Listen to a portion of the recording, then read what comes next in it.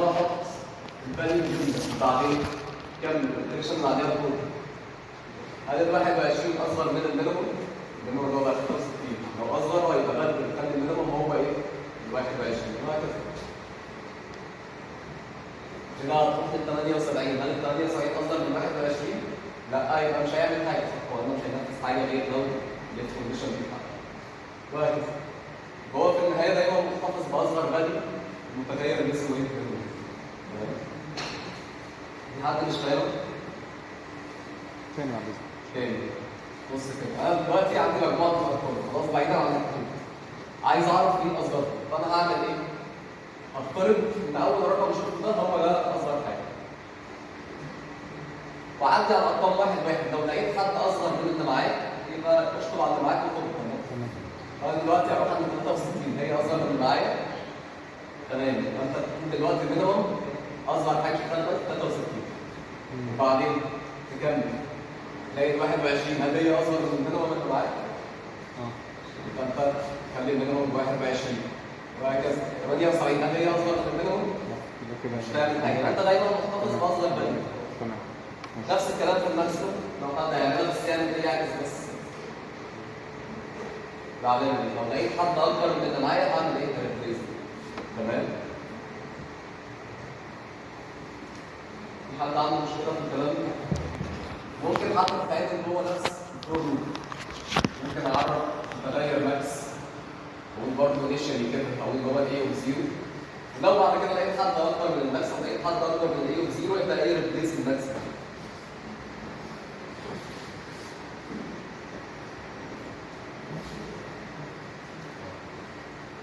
لو الاي اوف واي اكبر من الماكس لو لقيت حد اكبر من الماكس اللي معاك يبقى انت خلي الماكس دلوقتي هو اي اوف واي.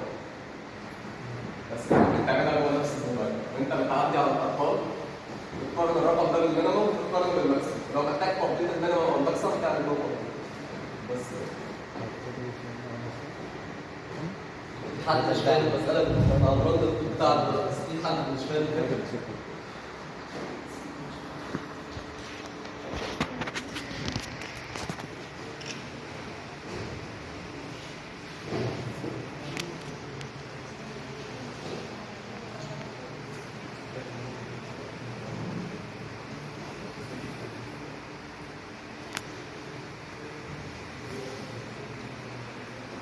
بصوا كده ونمشي معاكم واحده واحده.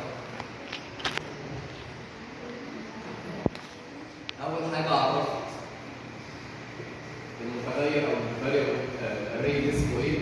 بيبقى عباره عن اري دي مجموعه من الارقام ده كده اللي عندي في المساله. عرفت برضه مجموعه من المتغيرات زي الماكسيمم والمينيمم. افترضت ان الماكسيمم في البدايه ايه وزيرو زي ما عملت المينيمم ايه وزيرو ده الشبكيشن في البدايه. وعرفت متغير مثلا المين والبار والستاندرد ديفيشن. طيب وبعدين في حاجه برضه احنا هنا كنا بنجيب الارقام من 0 ل n بس ال n دي نجيبها ازاي؟ احنا هنا عايزين يعني نجيب على طول الارقام من 0 ل n خلاص. فيا اما نعد الارقام دي بنفسنا يعني بايدينا ان هي حاجه ثابته في الكود مش انبوت من اليوزر، يا اما ممكن نعمل ايه؟ ازاي نحسب عدد الفاليوز اللي في الاري هنا؟ عندي فانكشن بيلت ان اسمها سايز اوف. عندي فانكشن اسمها سايز اوف. الفانكشن دي بتجيب لك عدد البايتس لاي داتا ستراكشر عندك. خلاص؟ سايز اوف اي حاجه اري فاريبل اي حاجه يقول لك فيها كام بايت او واخده كام بايت من الميموري. خلاص؟ فانا ممكن اشوف سايز اوف ايه؟ سايز اوف ايه ده اللي هو ايه؟ عدد البايتس من الاري ايه كله على بعض واقسمه على عدد البايتس اللي واخده اليمنت واحد. خلاص؟ توتال نمبر اوف بايتس على نمبر اوف بايتس بتاع ايه؟ بتاع ايه وزيرو مثلا اي واحد منهم. خلاص؟ هم كلهم انتجرز يعني واخدين نفس المساحه. ده يديك ايه؟ عدد الارقام صح؟ عندك مثلا 100 بايت والواحد مثلا بياخد 4 بايت يبقى 100 على 4 ده عدد البايت.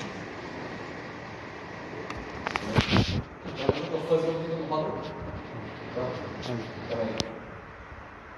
فكده اقدر اقول ان هي التاريخ من اول زيرو لحد سمولر تندنس عند البدايه واحد زيرو لحد اصغر تندنس هتعدي على رقم ده. لو الرقم اللي انت واقف عنده اكبر من الماكسيموم او بيت الماكسيموم لو الرقم اللي دلوقتي عامل ده اصغر من المينيموم هتقضيه المينيموم، وبالمره برضه هجمعه على الصم. انا كده حسبت بعد ما ممكن تخلص هيبقى الماكسيمم محسوب، المينيموم محسوب، ومعايا ايه الصم، وانا بعدي على الارقام برضه ايه عمال كل رقم بشوفه بجمعه على الصم. بس في النهايه هتقول ان الاي او الافرج يعني هو بعرف الصم على البنس. تمام؟ وانا بعرف ان الصم ده فلوت. خلاص؟ بحيث ان الفلوت على الانتجرال دي فلوت. لو الحسبه دي فيها فلوت. جايز تجيب الافرج بتاع ده يجيب لك ارقام فيها فلوس صح؟ حتى لو هم كلهم انتجرال. فانا عرفت حاجات كلها فلوس في البدايه عشان يبقى اسهل.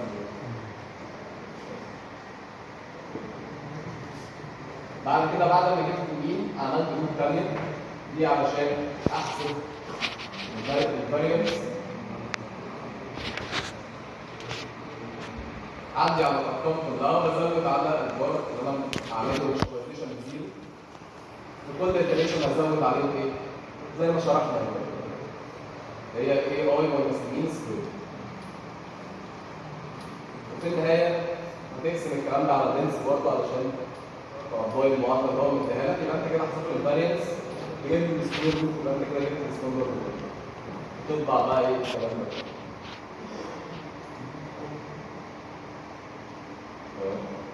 في حد عنده مشكله مع الكود ده؟ في حد عايز يسحب حاجه دي؟ لو حد مثلا عايز يعمل كود منفصله للماكس، كود منفصله للمينيمم، كود منفصله يجيب فيها المين ممكن يعني. بس عشان ما تفضلش الكود ده. في حد عايز يسال هنا؟ سايز اوفيس نعم؟ سايز اوفيس سايز اوف؟ يبقى ازاي؟ سايز اوف الفاريبل يديك عدد البايتس. الفاريبل ممكن يبقى اري او حتى فاريبل واحد اي حاجه. يقول لك بتتكون من كام واحد او كام بايت. دي بقى اسمها ايه بتقسم؟ ماشي خلاص. فلوت. دلوقتي فلنفترض انا عندي اري كده مثلا فيها 4 ارقام. واصلا المفروض السايز اوف الكلام ده مثلا 4 انت عارف ان الانتجر 4 بايتس صح؟ فالسايز اوف الاري ده كله على بعضه بكام زي ما انت شايف كده؟ 16 صح؟ ده هنسميه ايه مثلا؟ السايز اوف ايه هنا؟ 16. لو قسمت السايز الاري ده كله على سايز اليمنت واحد بس فليكن مثلا ايه وزيرو.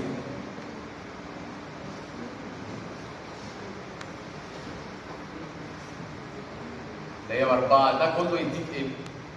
يديك عدد الاليمنتس صح؟ بس كده.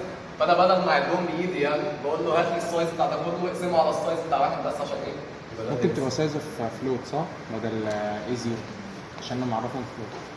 لا تكون سايز اوف اسم المتغير، بس اسم المتغير انت عايز تقول السايز بتاعه. هنا المثال ده يعني انت ده هو ضابط، هو عارف ده بياخد كام بايت فهو يجيب لك الفاليو ويقسمها على الفاليو ده اكزامبل يعني.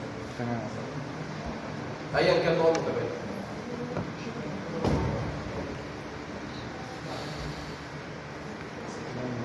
في حد عايز يسال كده؟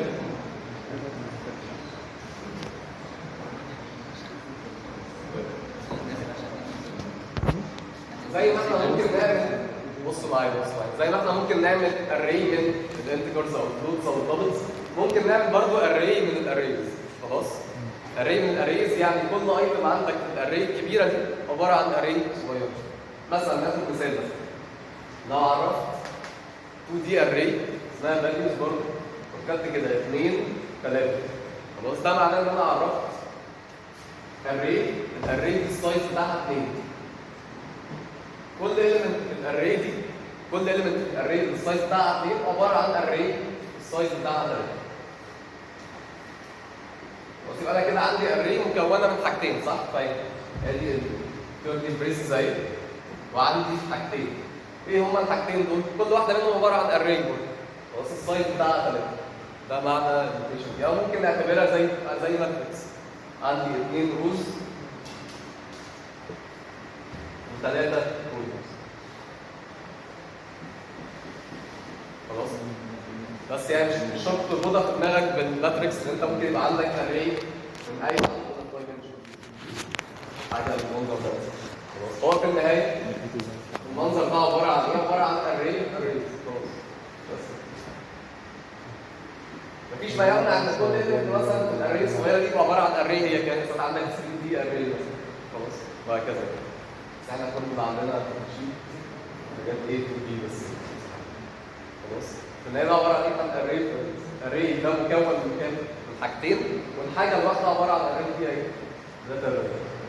دي الطريقه اللي انا بعرف بيها، يا اما بعرف الاري كده لوحدها، يا اما بعرف الاري تديلها initialize الاري، تبدا الاري وهي جواها مجموعه من الارقام. خلاص؟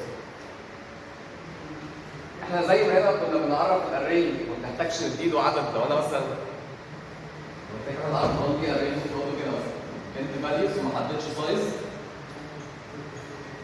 واديله مثلا 3 حاجات صح؟ هو ايه؟ بيحجز 3 اماكن في الميموري من غير ما انا اكتب الرقم ده بنفسي. كده نفس الكلام.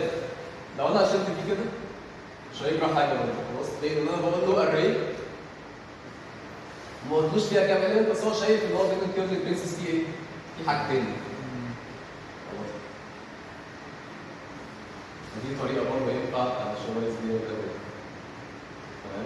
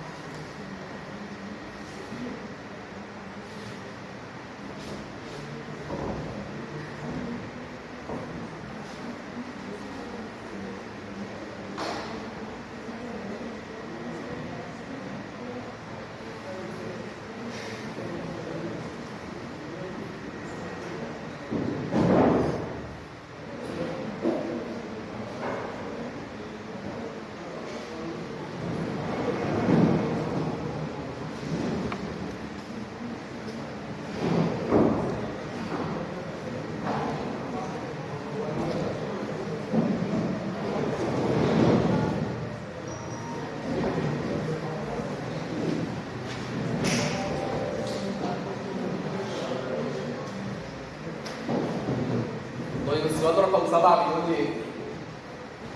بيقول لي عايز اعمل اري عباره عن 100%، السايز بتاعها 100%، يعني زي دي ماتريكس بالمنظر ده. بيقول لك الا اول مطلوب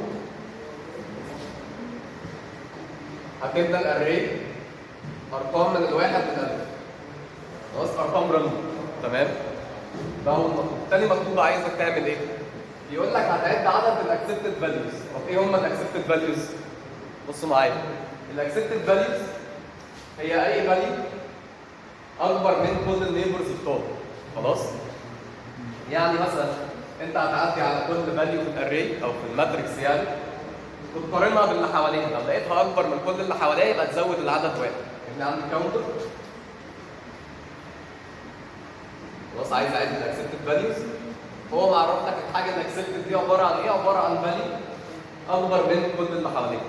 خلاص؟ فيعني لو احنا هنعمل الكلام ده بشكل مانيوال هعدي على رقم في الاري اقارنه بالثمانيه نيبرز. يقول لك all 8 neighbors values or less than the center value. يعني اي واحده علشان تعتبرها accepted لازم تبقى اكبر من الثمانيه نيبرز بتوعها. فانت هتمسك الراجل ده مثلا تعدي واحد هتشوف هل هو اكبر من الثمانيه اللي حواليه ولا لا. لو يبقى انت ايه تزود الكاونتر بلس بلس.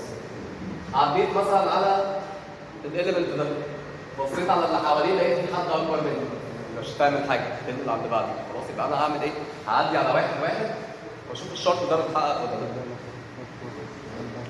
في حد مش فاهم احنا عايزين نعمل ايه؟ واضح المطلوب؟ طيب اول مطلوب خلينا نبدا باول حاجه ان انا عايز اعمل تي اري واملاها بارقام من الواحد للالف. ومبدئيا عندي فانكشن اسمها رن.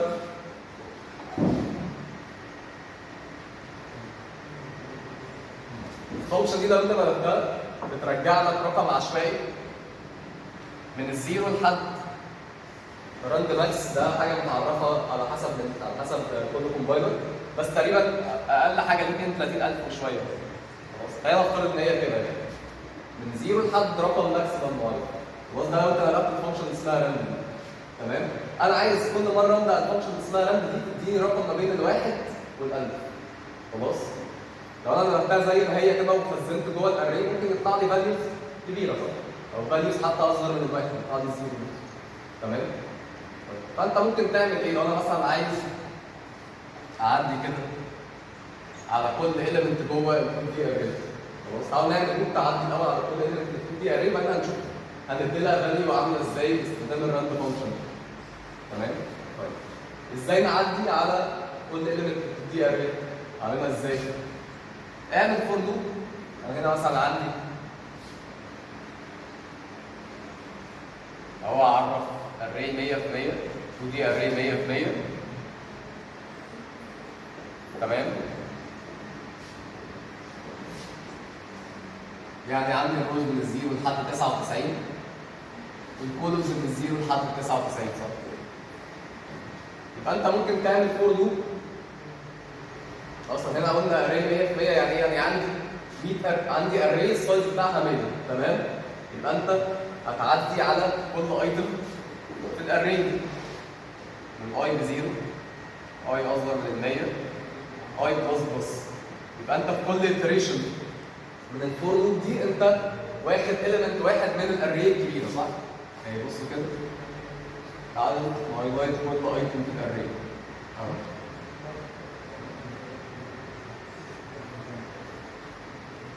فانت عند اي تساوي زيرو كانك ايه؟ ماسك اول ايتم في الاري. طب انت عايز بقى تعدي على كل الاليمنتس اللي عند اي تساوي زيرو. خلاص؟ هتعمل فور لوب ثانيه.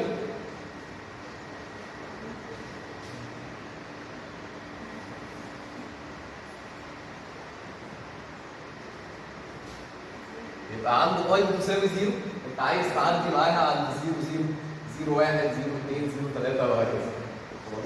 عايز اروح عند اي جي وادي لها قيمه معينه. عايز ادي لها قيمه معينه باستخدام الراند. تمام؟ حد عنده مشكله مع النستر لوب دي؟ انت هنا مثلا عند الاي تساوي زيرو هتعدي على عند الاي تساوي زيرو دي اول iteration من اللوب الكبيره. هتخش هنا بقى تعدي من عند اي 0 مع جي 0. بعد كده عند اي 0 جي 1 عند اي 0 جي 2 وهكذا. خلاص؟ لما تخلص اللوب دي هيعمل ايه؟ هيرجع يخلي الاي بواحد. يبقى الاي هنا وبعدين يعمل ايه؟ يعدي برضه على الجي من الزيرو لحد وهكذا. طيب حلو. يبقى انا هنا هعدي على كل ايلمنت في الاري بتاعتي. عايز بقى ادي لها قيمه باستخدام الفانكشن اسمها راند. لو انا قلت ان هي ايكوال راند على طول كده هيحصل ايه؟ هيحصل المشكله اللي انا لسه بتكلم عنها. صح؟ مبدئيا علشان اخلي اقصى قيمه هنا تبقى ال1000 ممكن اعمل ايه؟ لو انا عايز الارقام المتغيره يعني هنا يجي لي رقم عايز اعمل عليه عمليه حسابيه بحيث ان هو ما يزيدش عن ال1000. ممكن لو انا عملت راند مود 1000 مش باقي اسم في اي رقم اكبر من 1000 على 1000 لازم تبقى اصغر منه صح؟ لو الرقم اللي راند مطلعه ده اصغر من ال1000 يبقى باقي الاسم بكام؟ 3 نفس الرقم صح؟ 3 مود 1000 بكام؟ ب3 يبقى اي رقم اصغر من 1000 هيبقى زي ما هو. طب لو رقم اكبر هيبقى اكيد اقل من 1000 برضه صح؟ الناس عندنا وانا بقول لك اي رقم باقي الاسم بتاعه على ال1000. خلاص؟ لو رقم مثلا صغير اصغر من 1000 4 3 2 اي حاجه النتيجه دي كام؟ في الناس ب4 باقي اسم مش ب4 على 1000 ب4 طب مثلا 1001 مثلا او 1002 باقي الاسم بكام؟ 1 صح؟ يبقى هنا اي حاجه مود 1000 عمرها ما تجيب لك حاجه اكبر. اقصى حاجه ممكن تبقى 999 صح؟ يعني البتاع ده بيجيب لي ارقام من 0 ل 999. تمام؟ المعدل انت عايز رينج من 1 ل 1000 يبقى اعمل ايه؟ بلس 1.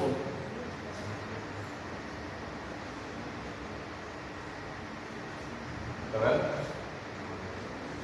بس يبقى انا كده عملت اول مطلوب ان انا عايز املى الاري بتاعتي بارقام عشوائيه من 1 ل 1000. تمام؟ ده كده اول مطلوب. ماشي. بعد كده بقى عايز اعمل ايه؟ عايز ان انا عايز الاكسبتد فاليوز. طب نشوف هنعملها ازاي.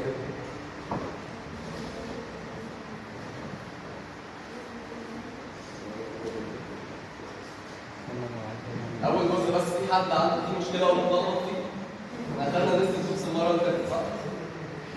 أعرف مثلا الاكسبتد فاليو كنت بقول مثلا مش أقارن مثلا هنشوف في الماس. ما أقولكش أنا هحطها كده اللي جنب الراند دي فانكشن بترجع لك رقم عشوائي بين الزيرو في رقم ماكسيمم معين، خلاص مش مهم هو كان مهم رقم كبير يعني. تمام؟ بعد كده فانكشن بتديك رقم عشوائي، خلاص لو قلت مثلا انت اكس بتساوي راند، ايه اللي هيحصل؟ وعملت بريدج ليفت الاكس هيطلع لك رقم عشوائي، اي رقم ما بين الزيرو لحد فانا هنا بندخل كل مره هيديني رقم عشوائي، بس انا عملت عليه عمليه حسابيه بس ان هو اضمن دايما بين الواحد. طيب بصوا كده احنا عايزين نعد الاكسبتد فاليوز، فطبيعي اول حاجه اعرف نغير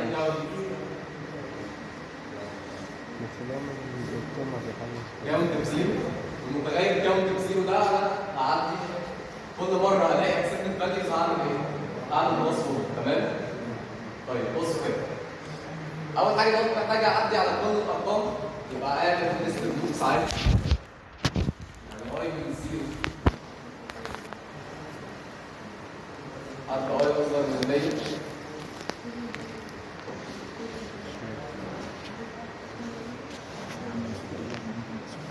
جي من الزيرو لحد جي اصغر من 100. خلاص يبقى انا هنا كده المفروض جوه هنا الفور لوب هعدي على كل الفايل. لا والله انا مش محتاج اعمل تشيك. خلاص لو التشيك ده بترو، لو التشيك اللي انا عامله ده بترو يبقى انت زود الكاونتر ده بلس بلس. خلاص؟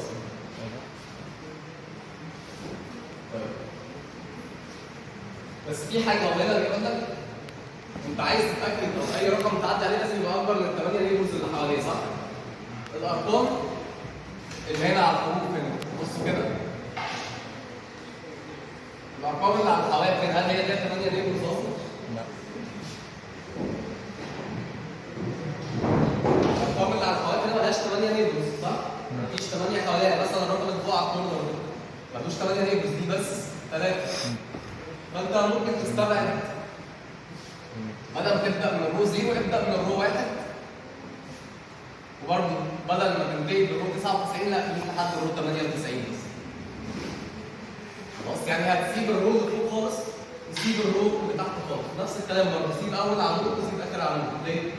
لان اللي على الاطراف دول كلهم ما لهمش 8 نيبرز اصلا تقارنهم بيهم صح؟ تمام؟ تاني انا هنا بدل ما اعدي على كل الارقام انا هتجاهل بس الارقام اللي على الاطراف. ليه؟ لان هم ما لهمش 8 نيبرز تقارنهم بيهم اصلا. خلاص فانت بدل ما تبدا من عند الرو 0 لا ابدا من الرو 1 لحد الرو 98. نفس الكلام في الجي. خلاص هنا سمولر زي 99 يعني اخره 98 نفس الكلام. خلاص يبقى انا كده هعمل ايه؟ هبدا من اول رو ومن تاني رو من تاني رو وابدا اعمل. خلاص اي واحد من دول الراجل ده مثلا هيبقى له 8 نيبلز بتوعه عادي صح؟ اي واحد من اللي هو ده هيبقى له 8 نيبلز. تمام؟ طيب اللي انا هعمله دلوقتي محتاج ان انا اتشيك على اقارن الراجل اللي انا واقف عنده ده ايا كان الاي والجي بكام، الاي والجي بتمثل لي ان انا متخيل ان انا واقف عنده، عايز اقارنه بكل اللي حواليا. طيب يبقى انا محتاج اعمل فور لوب. الفور لوب دي تعدي لي لو انا واقف هنا مثلا عند اي وجي تعدي لي على كل اللي حوالين الاي والجي. كويس؟ نعملها ازاي ده؟ هاخد زي شريحه كده هنا بس اكبرها.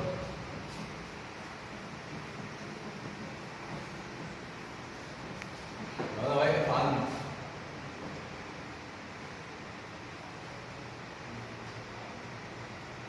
واقف عند اي element اي وجي عايز اعدي على الثمانيه اللي حواليه.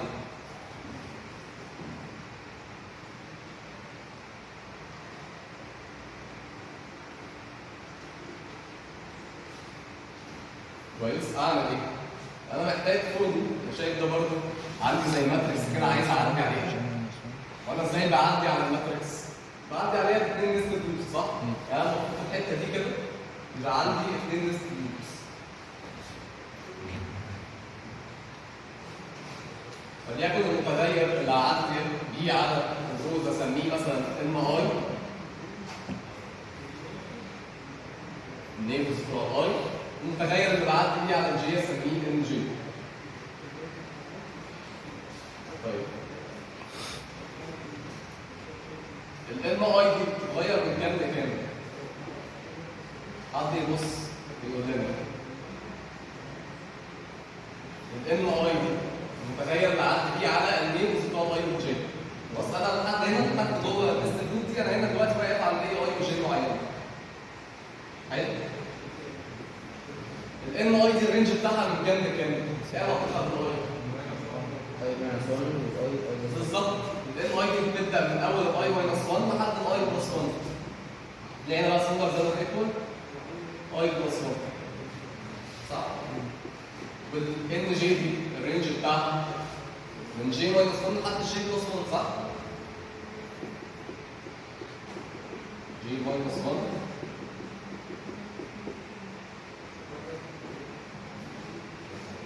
ان جي بلس.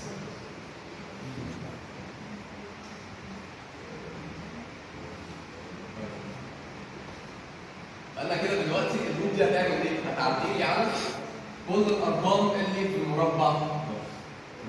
انا عشان اعرف كل ده اكسبتد ولا لا هفترض في البدايه كده دلوقتي واقف عند اي وجي، هفترض اعمل متغير اسمه اكسبتد كده، هفترض ان هو بترو. بصوا كده هعمل ايه؟ خلاص هفترض ان الاي اوف اي وجي دي اكسبتد، وبعدين هتعدي على كل اللي حواليها، لو لقيت واحد منهم اكبر منها يبقى انت ساعتها هتخلي الاكسبتد دي بايه فولس. خلاص يبقى انا دلوقتي مسكت اي وجي معينه افترضت ان هي اكسبتد خلاص، بس هعدي على كل القيم، لو لقيت اي واحد من دول اكبر من الاي اوف اي وجي يبقى ساعتها هتخلي الاكسبتد فولس. لو انا لقيت اهو A of n i وان j خلاص اكبر من او مساوي A of i و j، ساعتها المفروض اعمل ايه لو الكونديشن ده اتحقق؟ خلي المتغير اكسبتد بايه؟ فولس. لان لو انا قلت ان هو في البدايه اكسبتد هعتبر ان اي حاجه اكسبتد لحد ما يثبت العكس تمام؟ فانا اعتبرت ايه باي وجي مبدئيا كده ان هي اكسبتد، يعني عملت متغير اسمه اكسبتد مور ترو، واعدي على كل الفاليوز. وانا بعدي عليهم ليه؟ ليه بعدي عليهم؟ علشان لو في حد منهم اكبر من ايه وباي وجي ساعتها هقول ان الاكسبتد دي بقت فولس. تمام؟ بس بعد ما النوت دي تخلص ايه اللي هيحصل؟ هتقول له لو اكسبتد المتغير ده بترو يبقى زود الكاونتر 1. لو الاكسبتد بترو زود لي الكاونتر ده 1 بس كده. خلاص؟ في حد عنده مشكلة هنا؟ هو في مشكلة واحدة بس في الكود دي. ايه هي؟ إن أنت أصلا هنا بتعدي على الويندو دي كلها، لو لقيت أي حد أكبر من أو مساوي الراجل اللي في النص ده يبقى ساعتها هتقول الأكسبتد بزيرو صح؟ طب ما أنت وأنت بتعدي على الويندو ده هتعدي على رقم أي وجي نفسه.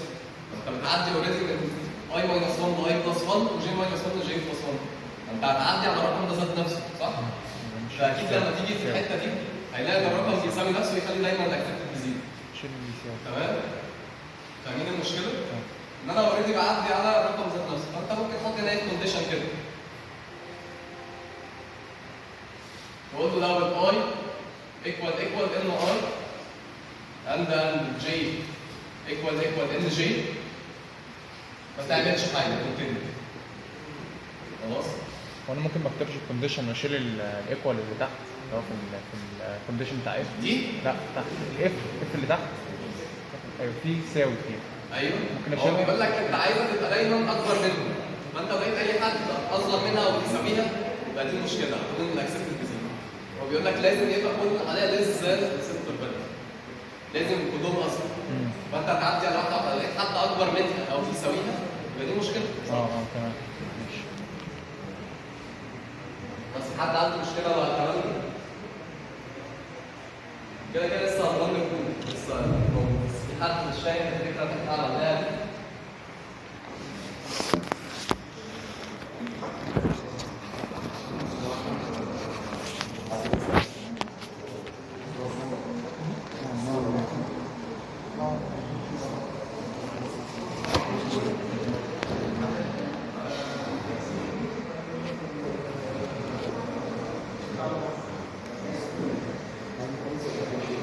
ادي الكود دوت اللي احنا شرحناه. كنت عندي عليه بسرعه. اول حاجه قلنا اول خطوه اعدي على قلت لها حاجه الراندوم فاليو فايل معايا. يبقى اول ستيب عندي اعرف الاري، اعرف متغير من اول جي، واعرف كل مره ام واي وان جي بستخدمهم تحت يعني. خلاص اعمل بقى فور لوب. اول نست لوب اللي انا بعدي بيها على كل اليمنت بديله قيمه راندوم بالمعادله اللي شرحناها. الراجل ده يديك حاجه ترينج بين 0 و 999 لما تجمع عليها واحد يبقى عندك حاجه ترينج بين الواحد والألف. ماشي. فدي اول ستيب. تاني ستيب بقى هعمل ايه؟ هعدي على كل ايتم في الاري. خلاص؟ اهو. جوه اللوبس دي جوه النست لوب دي بعدي على كل ايتم في الاري. هعمل بقى ايه عند كل ايتم في الاري او في الماتريكس بتاعتي يعني؟ هعمل الكود اللي انا هعمله هاي لايت. اول حاجه هفترض ان اكسبت دبل ترو، هفترض ان القيمه اللي انت واقف عندها دي اكسبت لحد ما يثبت لك عكس ده. وبعدين تعمل ايه؟ تريد على النيبلز، تعدي على النيبلز. خلاص؟ وعند كل نيبل هتعمل ايه؟ لو انت لقيت ان النيبل اللي انت واقف عنده ده هو نفسك يبقى انت تاني كونتينيو، مش محتاج تشيك على حاجه. طيب لو انت ما عملتش كونتينيو يبقى انت هنا عندك واحد تاني. لو انت لقيت الواحد التاني ده اكبر من او يساوي القيمه اللي انت واقف عندها يبقى انت ساعتها عايز تخلي الاكسبتد ده بزيرو. انا كده بعد ما عديت على الحته دي عرفت الاكسبتد 1 ولا بزيرو. لو الاكسبتد ده هو ما كانش فيه حد اكبر منه او بيساويه يبقى هو هيعدي من الحته دي كلها يبقى الاكسبتد 1 صح؟ يبقى ساعتها يزود الكام. لو حصل بقى حد اكبر منه او بيساويه هيخلي الاكسبتد بزيرو، فلما يجي يوصل هنا مش هيزود الكاونتر وايه؟ بعد كده يرجع ياخد رقم من التقريب.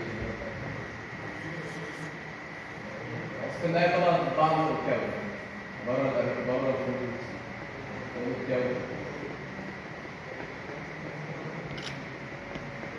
هو بقى عامل حد مش فاهم الكود ده؟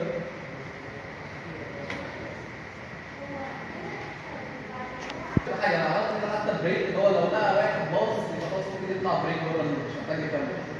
صح ان هو لازم يبقى اكبر من كل اللي حواليه. فهو عادي هيخش يلف على الفاضي. هي اكسبت بزيرو وانس ان هو دخل هنا مفيش حاجه هترجعها تروح تاني. في حد عايز يسال في حاجه في الكود ده؟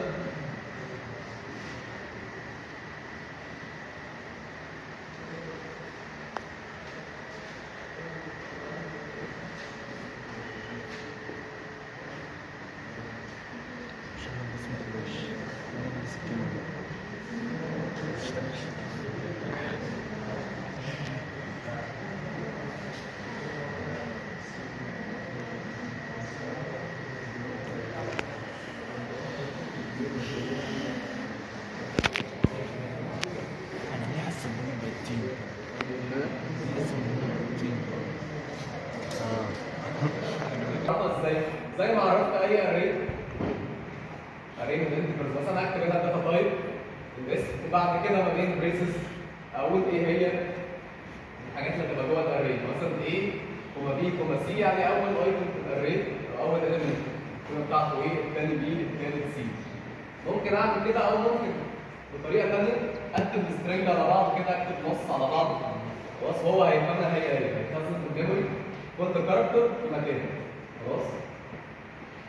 وهنا لو نلاحظ برضه ممكن ما ادلوش السايز، بس ناخد بالنا هنا لو انا عرفت بالطريقه دي او بالطريقه دي، هو دايما من عنده بيحجز مكان زياده لحاجه اسمها النون كاركتر خلاص. الكاركتر ده هو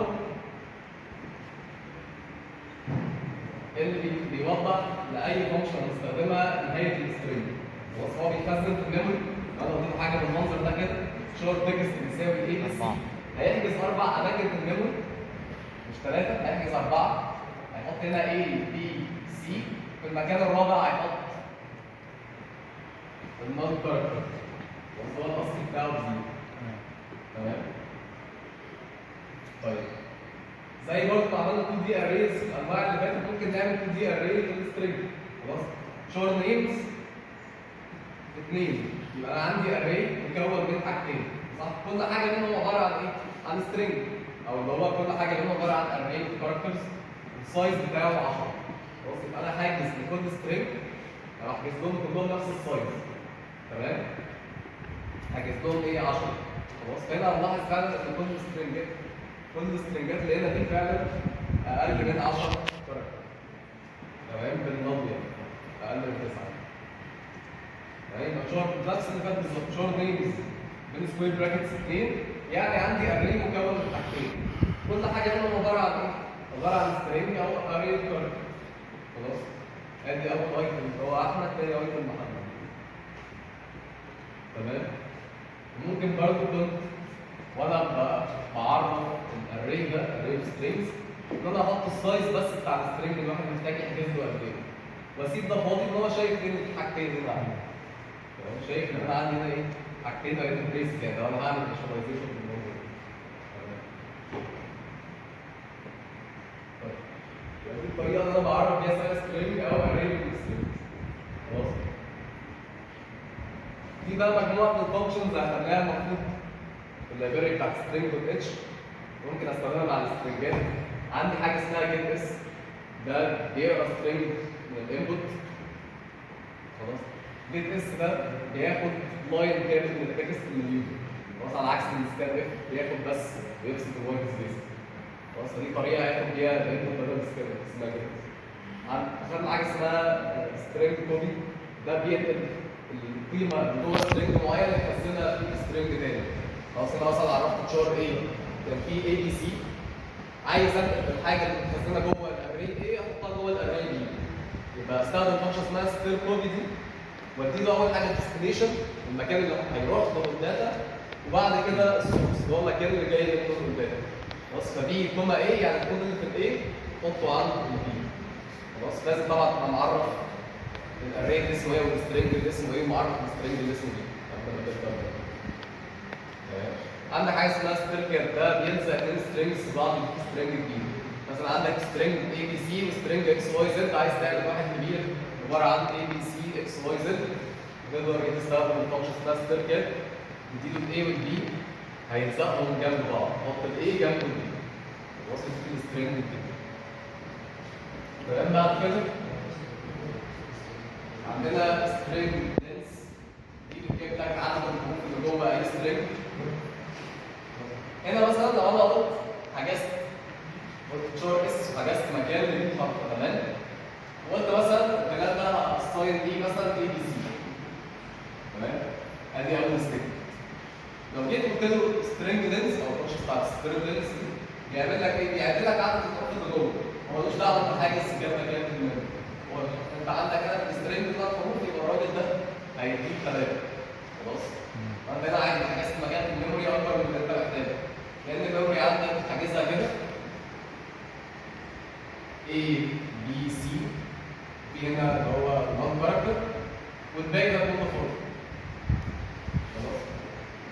فانت لما تبدا الفانكشن بتاعت اللينس ده هيعد لك عدد الحروف اللي هو A B C بس 3 بس. عندي بقى فانكشن اسمها سترينج لور وسترينج ابر. انت عندك سترينج عايز تخلي كل الحروف اللي فيه لور كيس المنظر ده مثلا، لما ده عرفت شويه بس المنظر ده لما دخل عليه سترينج لور هيديك سترينج ده بس كل الحروف بقى لور كيس. والعكس سترينج ابر ياخد اي سترينج ويديك الحروف بتاعته يخليها كلها ابر كيس. تمام؟ عندك حاجه بتحول تو انتجر، بيحول سترينج تو انتجر. خلاص ده لو انت عندك سترينج بالمنظر ده وليكن 1 2 3 ده سترينج عباره عن مجموعه من الكاركترز بس كله ارقام، هو ممكن يتحول لانتجر ازاي؟ عن طريق الفانكشن دي.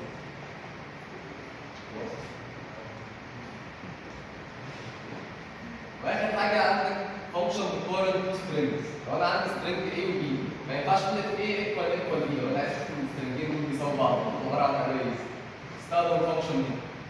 الفانكشن دي تبعت لها A و B هترجع لك زيرو لو الاثنين سترينجز زي بعض، او يرجع لك رقم اصغر من الزيرو لو السترينج A اصغر من B. A اصغر من B المقصود ان هو قبله في الترتيب اللي قبله احمد ومحمد مثلا، خلاص ساعتها هيرجع لك رقم اصغر من الزيرو. تمام؟ والعكس لو A اكبر من B هيرجع لك رقم اكبر من الزيرو. بس دي فانكشن بتقارن تو سترينجز ببعض. الكلام ده في الليكتشر. في حد عنده مشكله معاه؟ في حد عنده مشكله مع اي فانكشن من دول؟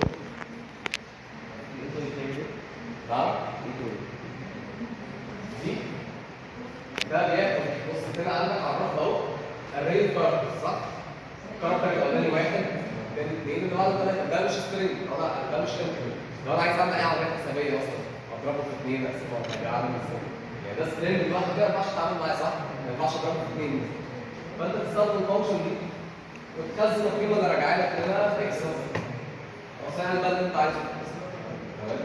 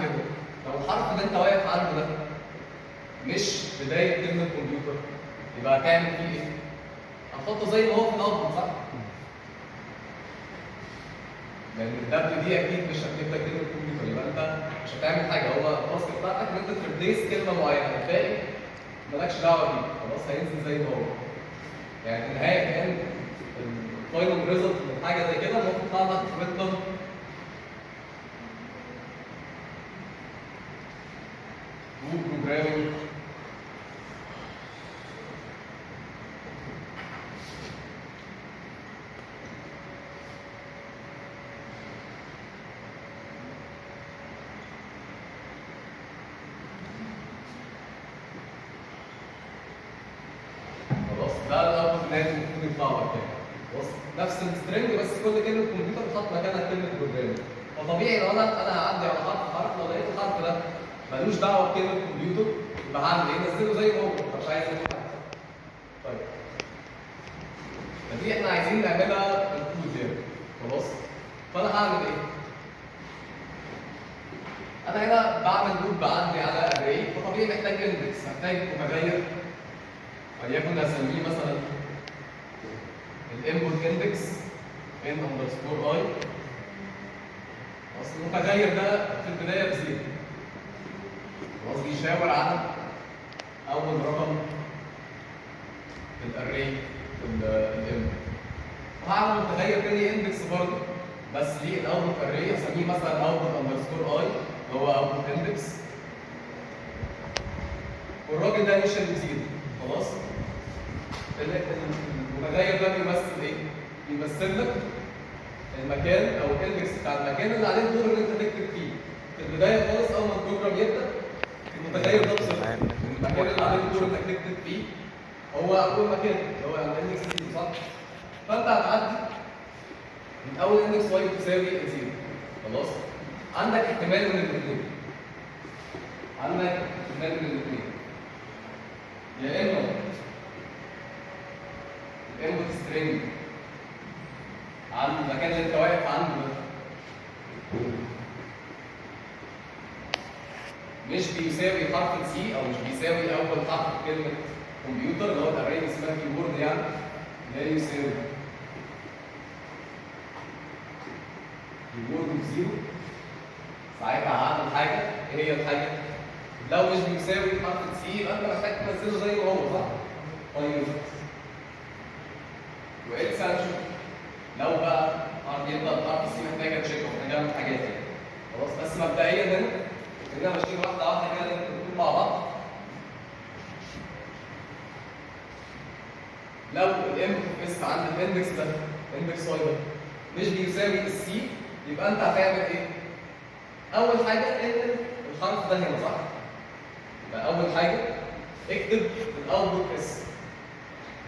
يبقى هكتب الاوتبوت اس او اندرسكور اس عند المكان اللي عليه البورد في الكتابه عند الاندكس ده اللي هو هيبدا من عند الزيرو يعني هيساوي ايه؟ هيساوي الانبوت فاليو صح؟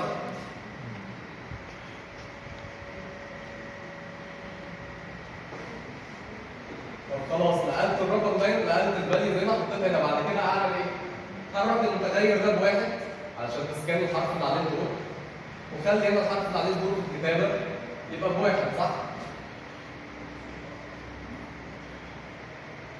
يبقى انا هنا هتعمل على المتغير ده بلس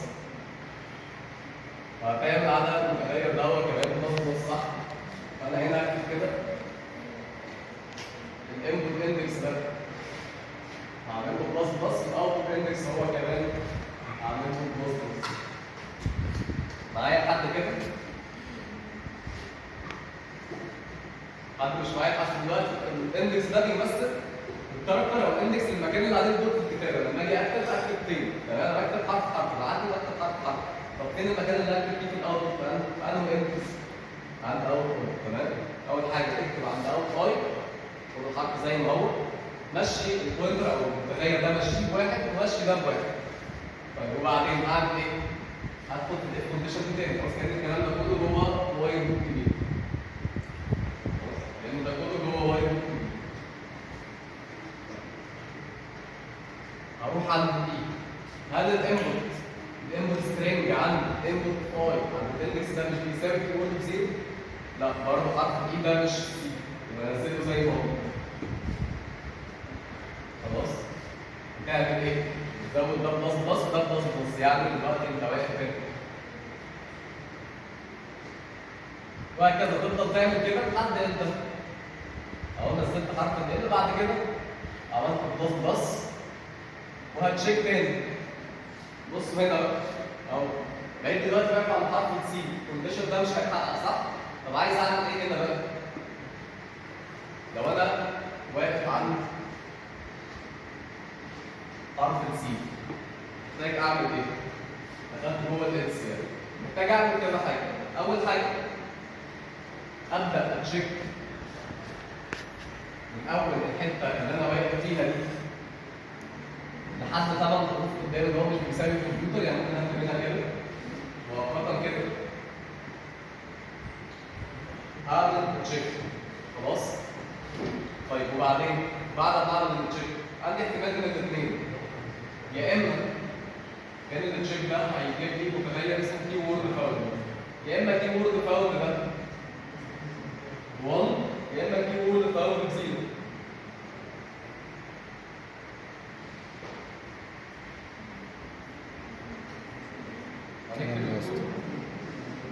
هندي خلاص يبقى انا دلوقتي هنا دخلت جوه الاس الكبيره دي صح؟ لقيت الانبوت اس اللي انا واقف عنده ده عند اندكس اي لقيته بحرف السي، يبقى هخش في الاندكس. محتاج اعمل ايه؟ ما دام انت لقيت حاجه بتبدا بحرف السي تعمل ايه؟ اول حاجه اعمل تشيك، بص كده 8 حروف قدام هل ده يكون لك كلمه كمبيوتر ولا لا؟ يبقى اول حاجه هعمل تشيك، كان التشيك النتيجه بتاعته يعني متغير اسمه كي وورد فاوند. خلاص يا اما بواحد يا اما بزيرو، واحد يعني لا الكيبورد لا فعلا سي او ام بي يو تي كلمه كمبيوتر، يا اما الكيبورد فاوند دي بزيرو. يا اما ده يتحقق يا اما ده يتحقق. لو الكيبورد فاوند بزيرو هيعمل ايه؟ هي في الكيس بتاعتها هنا المفروض التشيك يطلع بزيرو صح؟ لسه هنكتب الكود بتاع التشيك بس هنا المفروض التشيك يطلع بزيرو صح؟ يبقى هعمل ايه؟ هعمل نفس اللي عملته هنا بالظبط، عشان التشيك طلع بزيرو يبقى انقل القيمه اللي هنا برضه بكتب هنا نفس الكود اللي هنا بالظبط.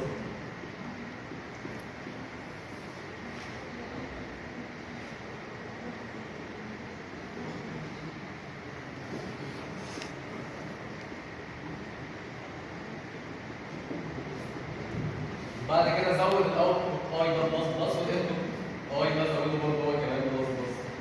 بس ماشي الاندكس ده واقف يعني.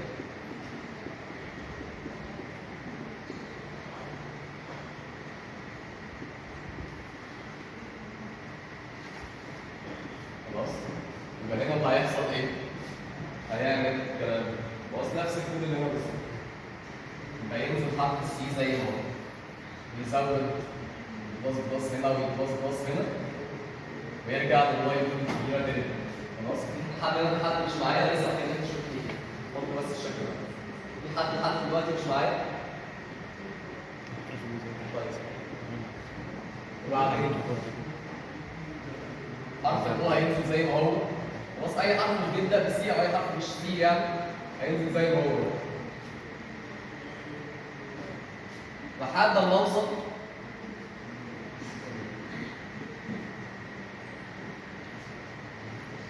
هنا. خلاص هنا المفروض لو الكود بتاع التشيك ده شغال صح يبقى الكي وورد فاوند بيجيب ايه؟ عند البوزيشن ده عند البوزيشن اندكس واي هنا والاوتبوت واي هنا المفروض يديك ايه؟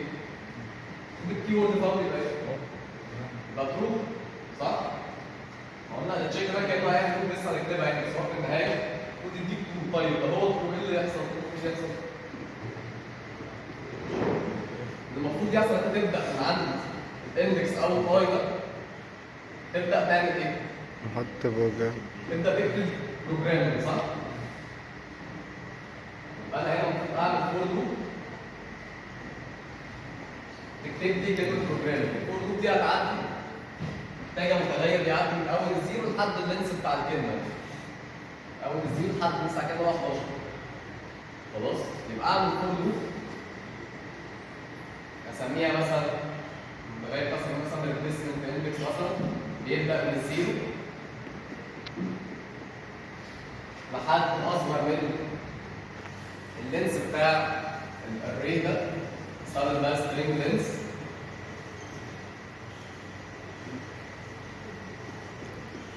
بعد كده زود المتغير ده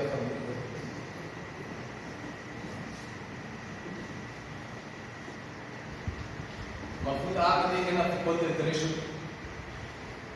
عند اي بزيرو او عند ريف اي بزيرو هيعمل ايه؟ هيكتب ايه في الاول اي؟ هيكتب القيمه دي صح؟ يبقى الاوت سترينج هنا عند الاوت اي قلنا المكان اللي عليه نص الكتاب هو الاوت اي.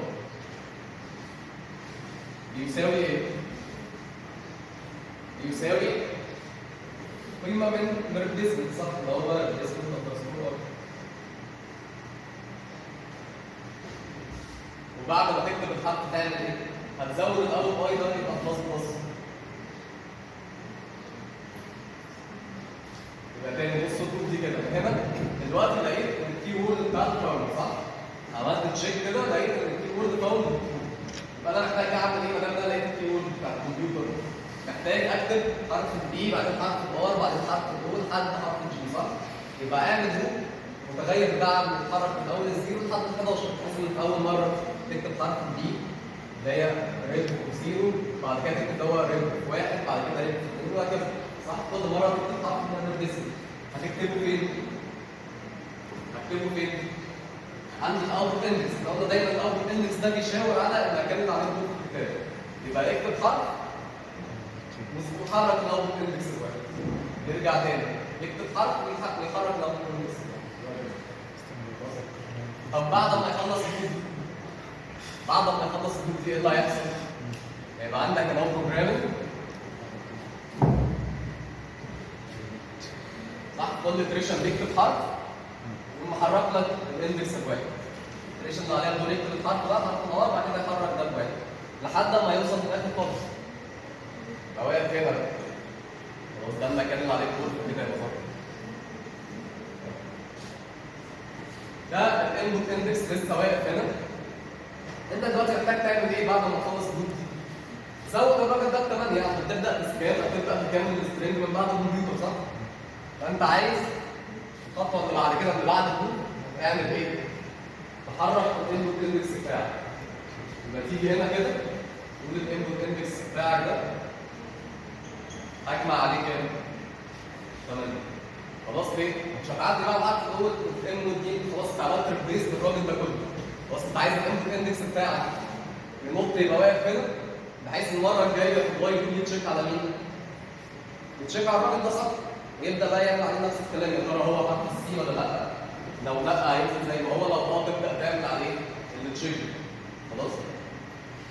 التشيك ده هنعمله ازاي؟ برضه بس نرفع شويه.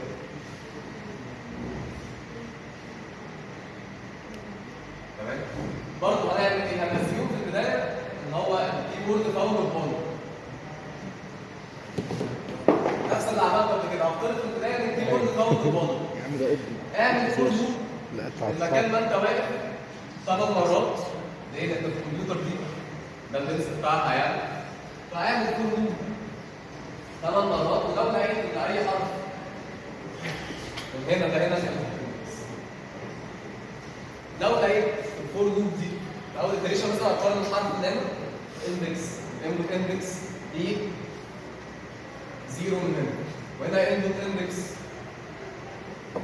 بلس 1 هتقارنه بحرف الاو. الانبوت اندكس بلس 2 هتقارنه بحرف الان. خلاص يبقى انا هعمل فور لوب بالمنظر ده، هقارن كل حرف من هنا بحرف من الاري اللي اسمها كيورد اللي فيها كلمه الكمبيوتر. لو لقيت ان اي واحد من دول مش بيساوي قصاده يبقى ترجع في كلامك وتخلي الكيورد الفاول ده بايه؟